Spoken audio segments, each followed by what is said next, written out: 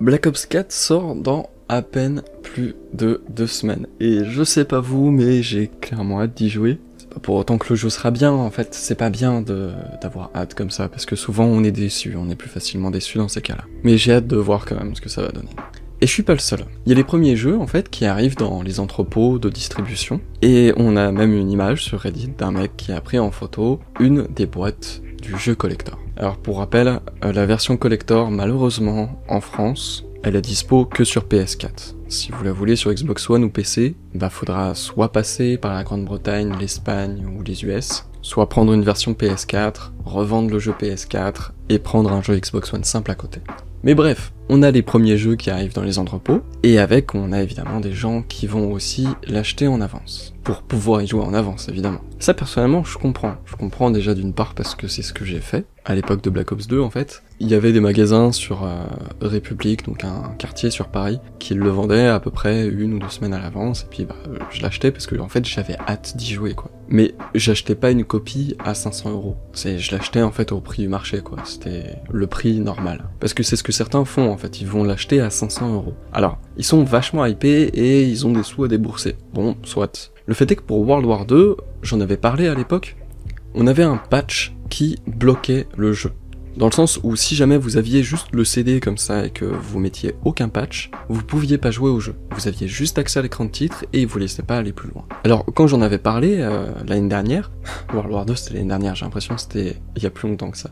Mais bref, quand j'en ai parlé l'année dernière, je me disais c'est bien, les gens ils vont tous découvrir les maps en même temps, il y aura personne qui va spoiler, qui va jouer en avance, etc. Malheureusement, c'est pas fait comme ça. Le patch qui permettait de débloquer le jeu, il a été rendu disponible dans la semaine qui a précédé la sortie. Donc les mecs qui avaient le jeu en avance avaient à peu près 1 semaine pour chercher le secret, et du coup, forcément, tous ceux qui n'avaient pas le jeu participaient pas à la recherche.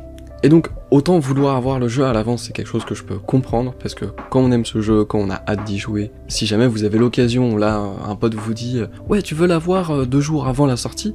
au même prix, bah vous allez peut-être pas lui dire non, quoi. Moi, personnellement, je sais que je lui dirais pas non, parce que j'ai envie d'y jouer. Mais par contre, ce que je comprends pas, c'est les mecs qui vont de 1 payer 500€, bon, on va dire ils ont les thunes, mais surtout les mecs, tous les influenceurs et compagnie, qui vont faire genre derrière, qui font une découverte de map, alors que, en fait, ça fait plusieurs jours déjà qu'ils y jouent. Et ça, c'était le cas avec, au moins, et je sais qu'il y en a d'autres, mais la liste est longue, quoi, au moins Noaji et Dalek, qui avaient 17 heures de jeu en zombie, le jour de la sortie officielle de World War 2. Derrière, en fait, ils avaient déjà trouvé le secret, et ils faisaient genre, qui découvrait le secret, qui découvrait la map. Et alors, au départ, leur objectif, c'était de faire semblant de chercher, pour pouvoir laisser la communauté chercher, pour pas que eux, ils gâchent complètement la recherche du secret. Sauf qu'en fait, ils ont eu un peu peur que ce soit pas eux qui le trouvent en premier, en entendant qu'il y avait des mecs qui avaient déjà dataminé le jeu. Et du coup, en fait, le jour de la sortie officielle, c'est aussi le jour où ils ont trouvé le secret. Et un peu le jour où ils l'ont gâché en réalité. Je trouvais vraiment que ça c'était quelque chose d'hypocrite, d'autant plus que Dalek se plaignait des mecs qui balançaient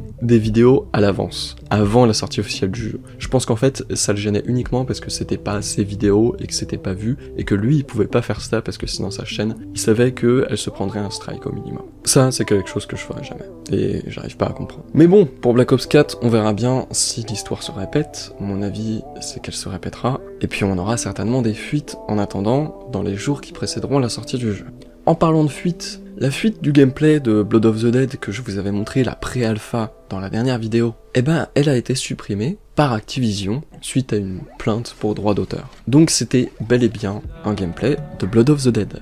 C'était pas un fake. Alors aujourd'hui, malheureusement, la vidéo n'est plus disponible, mais il y avait juste 2-3 screens dans ma précédente vidéo. Dans tous les cas, comme je le disais dans l'autre vidéo, on voyait pas grand chose.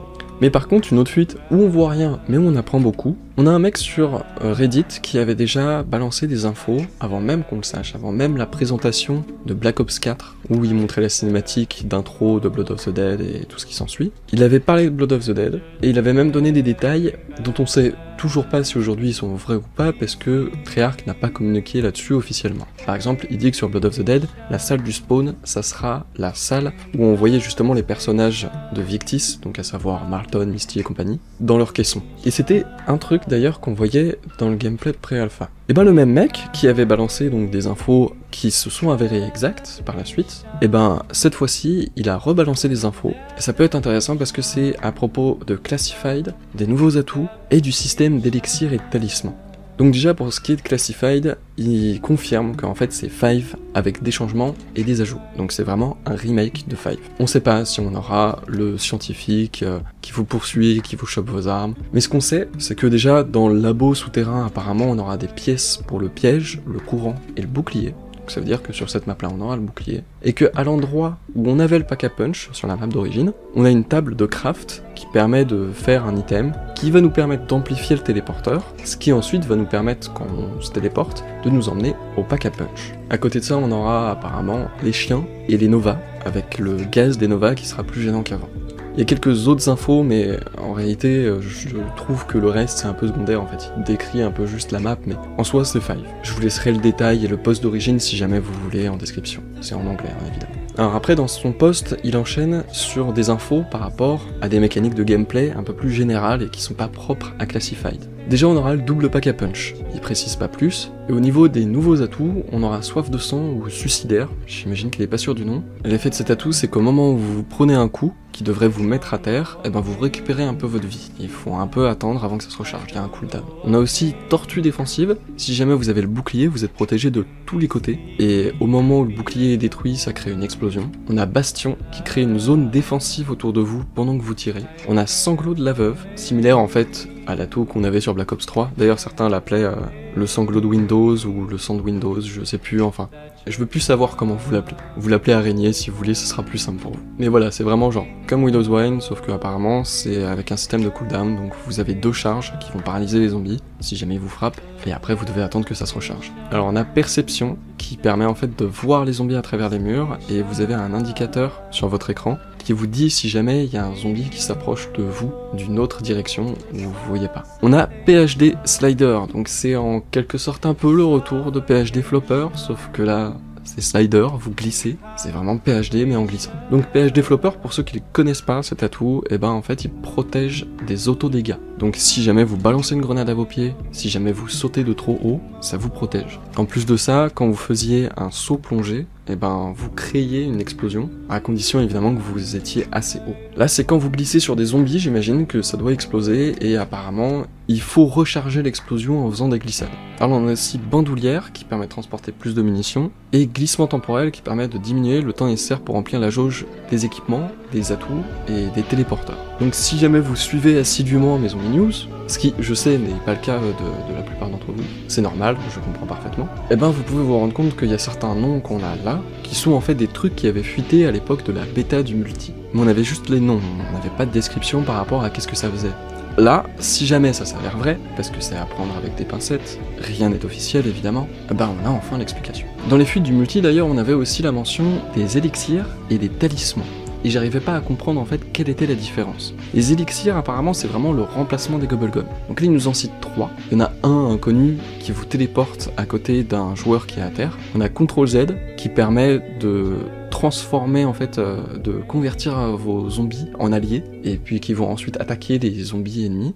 On en a un autre inconnu, pareil, il connaît pas le nom, qui va permettre de poser des points en fait pour que un allié les récupère. Ça je trouve que c'est un peu dommage parce que c'était une mécanique qui était vraiment cool dans Infinite Warfare et dans World War 2 où on pouvait s'échanger des points facilement. Si là c'est un Gobblegum, enfin c'est un peu dommage, je trouve que ça devrait être directement intégré dans le jeu.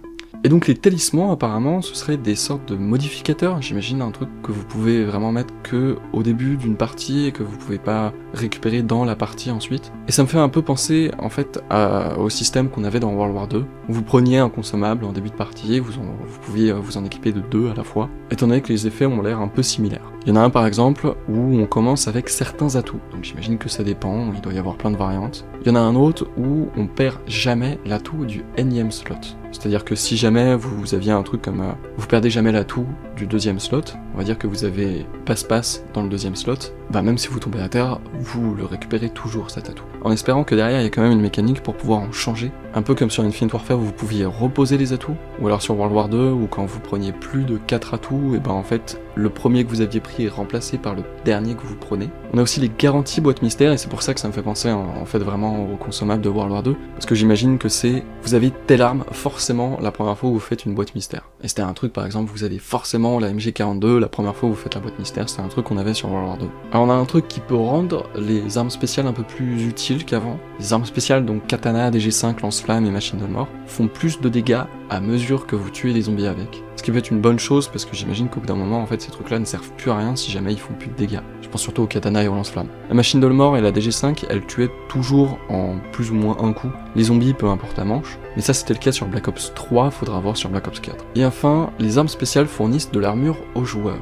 Et avec ce truc-là, en fait, le mec donc qui balance la fuite conclut aussi que Masto disparaît. Mais alors ça, j'ai un peu du mal à y croire, parce que dans le gameplay de pré-alpha de Blood of the Dead, donc qui avait fuité, et dont je vous avais parlé, eh ben on voyait à un moment le mec qui jouait et qui prenait Masto. Alors pour autant, est-ce que c'était pas juste un placeholder? Est-ce que donc un truc temporaire qui est là, juste un mannequin quoi? Est-ce que ils ont changé d'avis au cours du développement? C'est vrai qu'en soi, c'est pas une preuve le truc où on voit Masto dans le gameplay de pré-alpha, quoi. Pré-alpha, c'est vraiment au tout début du développement. Mais je me dis que c'est quand même bizarre parce que Masto, c'est un atout emblématique dans le mode zombie, à tel point qu'ils en ont fait un frigo à son effigie dans l'édition collector de Black Ops 3. Et je sais que c'est pas un argument qui prouve qu'on n'aura rien, qu'on aura forcément Masto, je veux dire, mais ça m'étonnerait quand même, quoi. Et puis enfin, apparemment, les modes d'armes opérateurs qu'on a dans le multi sont utilisables en zombie. Au niveau des équipements, on dit qu'on aura des grenades, des semtex, des molotovs, des grenades d'acide, des grenades de feu. Vous voyez, on a des grenades de feu du coup en plus des molotovs, pour moi c'est un peu la même chose. Une tourelle déployable et encore d'autres trucs. Donc voilà, ça c'est la fin pour les fuites. Dernière info, il y a Game Informer qui a mené une interview récemment, encore une autre, avec David Vonderhaar. Et à un moment donné, en fait, il pose des questions que la communauté leur a transmises. À un moment donné, une des questions est, est-ce qu'on aura un Dead Ops arcade? Et le journaliste fait bien son taf, hein, il lui pose bien les questions, il insiste bien. Vonderhaar dit, peut-être, on sait pas. Du coup, le journaliste, il dit, bon, du coup, ça veut dire non. Il dit, bah, je dirais pas que ça veut dire non, mais, enfin, en soi, il dit rien.